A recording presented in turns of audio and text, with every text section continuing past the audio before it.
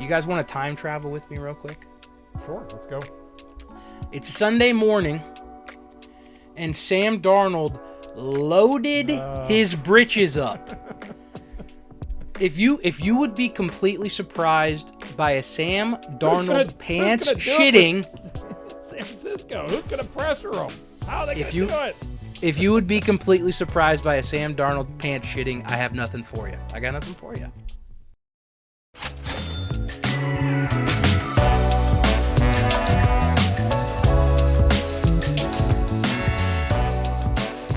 Okay, T-Bro, let's go.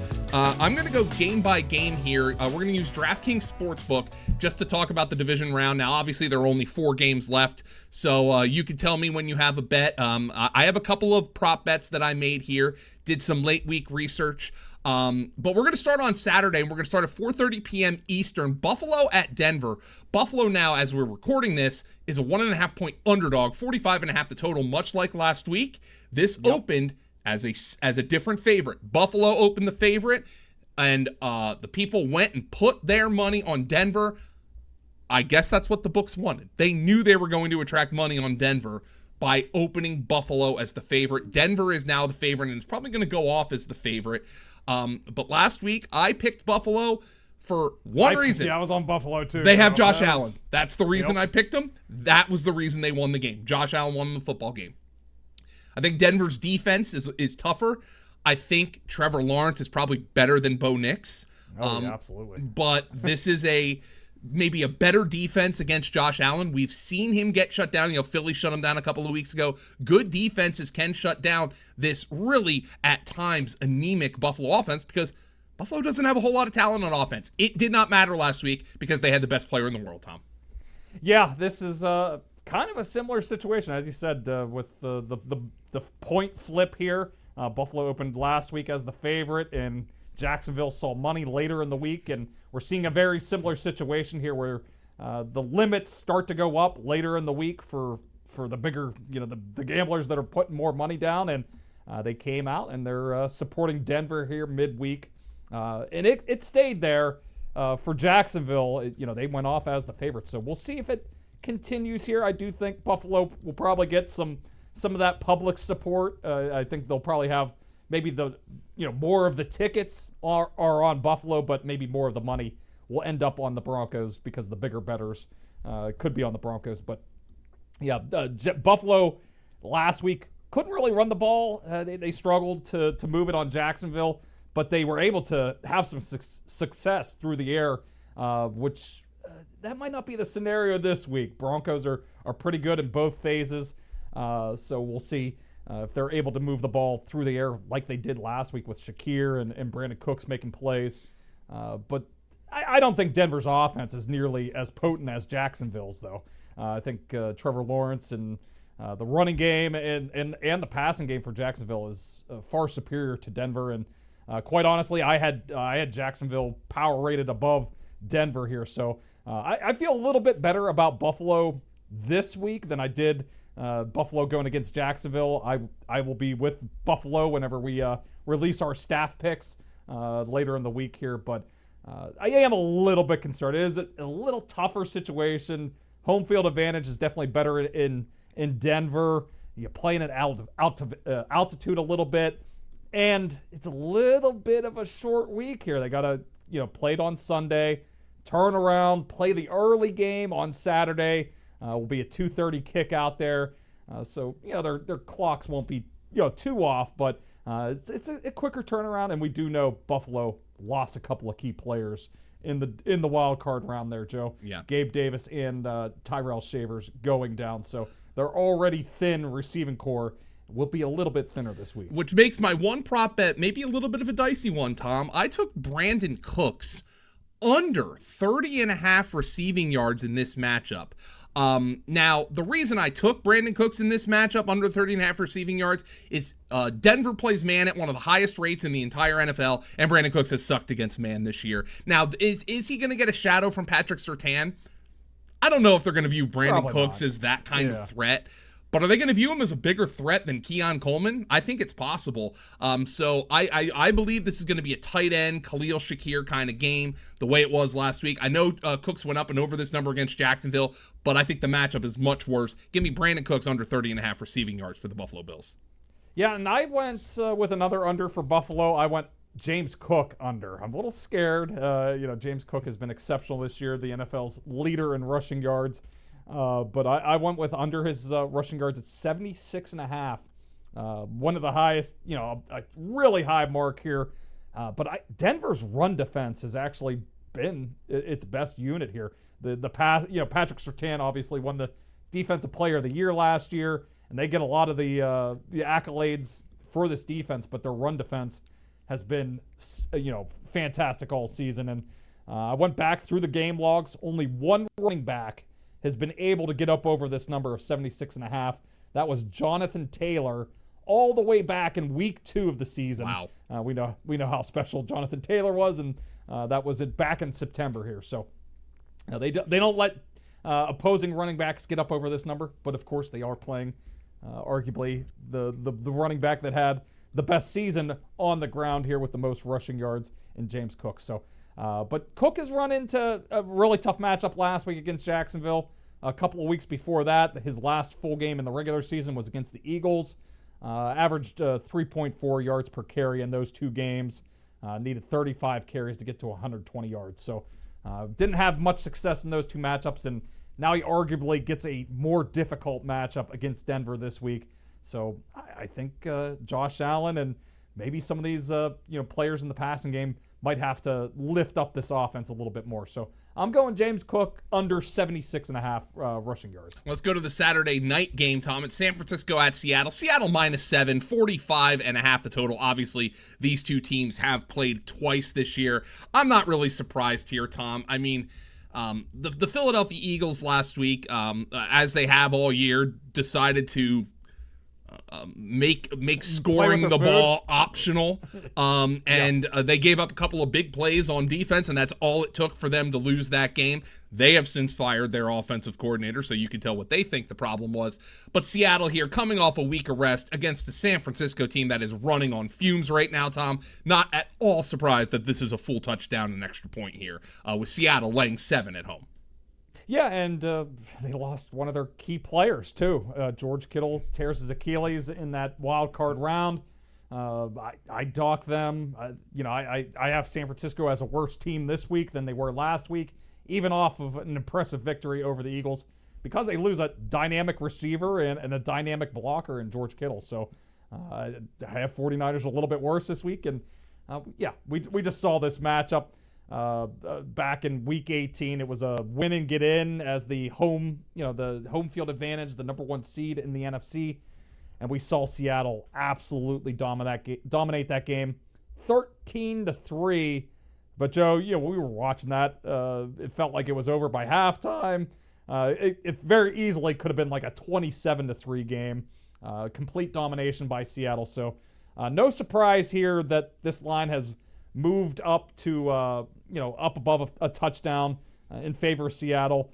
Seattle had to go on the road to San Francisco to play that game. So I'm leaning right now towards Seattle for this. I think they are the superior team here. Mike Macdonald is he's had a little bit of he's had some answers for Kyle Shanahan's offense, even dating back. We remember the Christmas Day game where Brock Purdy and Lamar Jackson are both vying for the MVP award, and Brock Purdy absolutely craps the bed. That was against a Mike Macdonald defense. We've seen him kind of have the answer here for Kyle Shanahan. So I think Seattle probably rules in this one, and I'll be taking Seattle for our staff picks, minus the points, -7.5, hopefully -7 if you can get it. One of the 2 prop bets I've made so far this week, Tom, and we will be dropping more bets in our Fantasy Points Best Bets Discord channel, which Fantasy Pro and Fantasy Bundle subscribers get. Sorry, we renamed the packages this year, so it's still got to pull them out of the noodle there a little bit from time to time. But Tom, one of the props I made here was, if you can't beat them, join them. Zach Charbonnet over 48.5 rushing yards, one of our least favorite players in fantasy because of the vulturing of the touchdowns, but at points this year, met for much of the year really, he's been more effective than Kenneth Walker. There was a bigger discrepancy in our projections at fantasy points between Zach Charbonnet and Ken Walker. We had both of them going over their projection, but we had Zach Charbonnet going over this by like a full 10 yards, which is essentially more than a 20% discrepancy on his prop. The run defense is a disaster for the Niners. They surrendered over 100 to Saquon last week, and look, that's not the same as giving up over 100 to Saquon last year, given the state of the Eagles' offensive line. Charbonnet and Walker both absolutely killed the Niners in Week 18, and Charbonnet has actually paced them in snaps in recent weeks. Like I said, a bigger discrepancy in our projections. I think the Walker number was 56.5, and we had him projected for about 62. Charbonnet, 48.5 that I got it, and we had him projected for about 58 rushing yards. So a pretty big discrepancy there on this number. I really liked Zach Charbonnet's over the rushing yards prop. Yeah, I like that one too. I'm going to take a deeper look at that one. I almost bet it, but I want to get it, dig in a little bit more on that one. I don't have a prop for this game just yet. I'm going to continue to look at it. It is a little bit of a difficult game. I have too much of that Week 18 game in my brain. It was so lopsided that I need to kind of get it out of my brain and really think clearly on this one. But nothing has really stood out to me in the early going. But I do like that Charbonnet, especially if you do like the Seattle side. He's been a little bit of the closer the last couple of weeks whenever they've had a bigger lead. So if you do think Seattle's going to win by a margin here, maybe even by 2 scores, Charbonnet maybe gets some of those closer looks. Tom, Houston is traveling to New England on Sunday at 3 p.m. Eastern. New England, I'm showing -3, 40.5 the total at DraftKings Sportsbook. And here is your opportunity. If you believe Drake May is a schedule merchant, take Houston in the points. As a matter of fact, I'd say take Houston on the money line because I think Houston is really good on both sides. Well, more so on the defensive side of the football. They're not going to have Nico Collins. I didn't think C.J. Stroud played particularly well against the Stay. He didn't need to because the Steelers couldn't do anything offensively. Houston's defense ate Aaron Rodgers alive. I'll tell you flat out, Tom, I haven't made a bet one way or the other, but in our staff picks, I picked Houston to win this game outright as a 3-point underdog in New England. I just feel like they're more battle-tested, but the Nico Collins injury, the concussion, is a major concern. Yes, it is. I'm also with Houston here. I picked Houston before our staff playoff predictions, so I'm going to stick with it. I do think they have a better depth than most teams to kind of make up for the Nico Collins loss. We're not expecting him to play with the quick turnaround. They at least have Jaden Higgins, who, he has a lot of the same tools. Obviously, not as developed as Nico Collins, but I think he could be a similar type of player to Nico Collins in a year or two. So I think he's going to step into his role. They have some depth. We saw Christian Kirk, very good football player, has not been used at all this year. He tore Eccles apart for the Steelers, so a monster game. So he's going to be counted on more. Dalton Schultz. They have Jalen Knoll, who should also get a little bit of an uptick here. So I think they're better equipped than most to survive the Nico Collins injury. And I'm with you, Joe. I'm on the Houston side. I actually kind of have this game already written up, but I don't want to give it out just yet. I'm waiting to see if maybe we see some 3.5s later in the week if Nico Collins does get rolled out. I probably will end up giving it out at +3, but I don't feel there's a reason to rush this if I can get a 3.5. There's a great, 3 is the most common. The difference between, in games there is one of the key numbers there. So if I can wait here and get a 3.5 later in the week, maybe once Friday rolls around and the potential for Nico Collins to get rolled out, I'll be grabbing the +3.5 with Houston. Yeah, any props you like in this particular matchup? Yeah, I did give out Ramondre Stevenson over his receiving yards. Over 18.5 is the number I got it at BetMGM. He's been able to get to 22 yards or more in 6 straight games. He's kind of been a little bit of a monster in the passing game. So Houston, we know how good they are with Derek Stingley and Lassiter and Petrie in the secondary. They shut down opposing wideouts here. So I'm thinking, we've seen Houston give up some production to running backs. Kenneth Gainwell didn't go off last week for the Pittsburgh, but he still got the 26 yards. He caught some passes. And I dug through some of the game logs. Houston has given up 24 yards or more to an individual running back in 8 of its last 9 games. The only team that really failed to do it was, Kareem Hunt and Isaiah Pacheco in Kansas City. So they weren't really factors in the passing game at all for Kansas City. So it's a pretty good streak here. Of course, we do have Trevion Henderson, who could be the guy that gets to that mark for New England. But it's been Ramondre Stevenson mostly getting those routes for New England. So I think he's going to be involved, and he's playing really well. I mean, this is the best I've ever seen Ramondre Stevenson play over the last month of the season. So if your receivers are going to get canceled out a little bit, maybe you get it to the guy that's playing your best football right now over the last month. So I'm going to look at Ramondre Stevenson over his receiving yards. Let's go now to the final game, Tom, and I think I can make an easy argument that this could be the most entertaining game from a points perspective because, well, it has the highest total on the slate. The Rams are laying 3.5 in Chicago, 48.5 the total. I think the Rams are the better team. I picked the Rams before the playoffs to come out of the NFC. I see no reason not to think that now, even though the Panthers gave them a hell of a scare, but the freaking Bears come back in every single fourth quarter. Does that expire this week with the Rams as a 3.5-point favorite in Chicago, Tom Brolley? Yeah, I ended up joining Chicago here. I took the +4. I've been basically picking against them every darn week in our staff picks, against the spread, and they just keep burning me. I was on the Packers last week, looking good through the first half, and of course they could not hold on to the lead, and Chicago ends up winning and covering. So I'm joining them this week, so I'm probably going to put my stink all over the Bears. They'll probably get blown out by multiple touchdowns in this one, but I'm a little bit surprised here. I was able to give it out at +4. There is a +4 out there at Caesars, it looks like. So, but I think Chicago should have some success. We've seen Los Angeles' secondary struggle against the pass here in the back half of the season, and they gave up some big plays to Carolina. And that was the one thing that Chicago did really well last week. A lot of explosive plays. I think they said, I think I read 11 explosive plays in the second half, or maybe it was the entire game for Chicago. But lots of big plays in the passing game, and I think they're going to be able to do it against Los Angeles' kind of leaky secondary again here. So I'm going to grab the +4.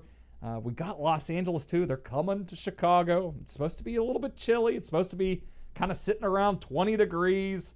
There's always a chance for a little bit of wind. So I'm going to grab Chicago +4, expecting some of that Bears magic again here. I don't know if they win this one, but maybe it goes down to a field goal, and we can get the ATS victory here with the Bears at +4. Tom Brolley is making prop bets. I'm making prop bets. Good Friend Trey is making prop bets. Chris Wecht is making his anytime touchdown bets. And Justin Varnes is making his individual defensive player prop bets. And we're dropping them all in the Fantasy Points Discord for Fantasy Pro and Fantasy Bundle subscribers. Do not miss out. If you are missing out, well, check out that QR code. Get in on the early bird special. It expires on Super Bowl Sunday. It gets you all of 2026, including our in-season betting package, which is going to be separate for the 2026 season. If you get the early bird special, you don't have to worry about it. You're going to have it included for 2026, so you want to make sure you get in on that. Now, after you do that, make sure you do that before Good Friend Trey comes on here and gives you a bad taste in your mouth. But hopefully, our man Good Friend Trey, doing his research, he's got something fun for us.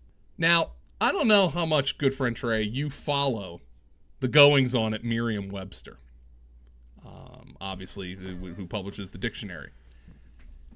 Do you know what Merriam-Webster's word of the year in 2025 was?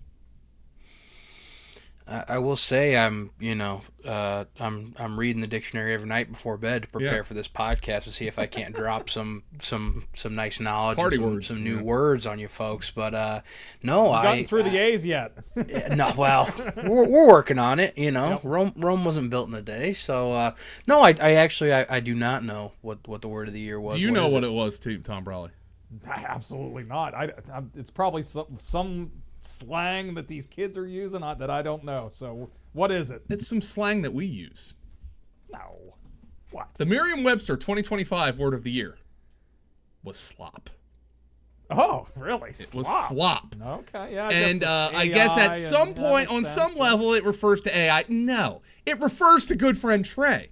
So the good people at Merriam-Webster, I don't know which one, Merriam or Webster, is a subscriber. Maybe both of them. Maybe they share a login. I'm not really sure. But Mr. Merriam, Mr. Webster are subscribers to the Fantasy Points Best Bets YouTube channel and the Betting YouTube channel, and they listen to the podcast. That is why slop was the 2025 word of the year, Good Friend Trey. And I'm sure that gives you a little bit of motivation to carry it forward into 2026 as we deal with these playoff games. It does, and those guys have to be making more money on the bets than they're making in the dictionary business these days. So it makes a lot of sense to me that this show is making waves, and the slop is getting recognized all over the world. So I'm gonna do them a solid this week, and I'm gonna hand out some big time plays to get them some big time wins. Now, bad week last week. Let's just move on. We don't need to talk about that. Still up about 12 units on the season. Feeling good about that. I went to an old tactic a few weeks back, if you're a podcast listener, called the home dog strategy, where we bet the home underdogs. That strategy is tired, okay? I'm going to tell you the strategy that's wired. We're going with the road dogs this week, and my first play, the play of the week, is going to be Brock Purdy and the 49ers money line, okay? That's going to be plus 275 on DraftKings. Now, guys, let's think about this for 1 second, okay? This should not be a 7-point difference, and I'm going to tell you why, Actually, I'm going to have you sell yourself is what I'm going to do here. My dad's a salesman. He does that. He says, have them sell themselves. You guys college football fans? Oh, absolutely, yeah. I watch college football all the time. Some years more than others. Yeah, this year was a little tough, but... What was the talk of the CFP this year? What was the big storyline of the CFP this year? Indiana? Yeah. Yeah, but not that. That was a big storyline. The talk was that teams on bye in the CFP yeah. Struggling. Play like shit. So here, okay, we're supposed to say that the rest for the Seahawks, and more specifically, the lack of rest for the 49ers, is the difference. That's why this line is so big. I'm not buying that. We're gonna have it both ways here, guys. It's college. You don't want to buy NFL. I'm not buying that. I'm not buying that. So I'm not saying it's better to have the buy or not. I'm just saying I'm throwing it out. I'm not using that as a reason to give a pro or a con to a team. We're throwing that out the window. And this is the only thing I need to say. I'll wrap this up quickly. I don't need to say much other than this to get my point across. You guys want to time travel with me real quick? Sure, let's go. It's Sunday morning, and Sam Darnold loaded his britches up. If you would be completely surprised by a Sam Darnold pants shitting, San Francisco, who's going to pressure him? How are they going to do it?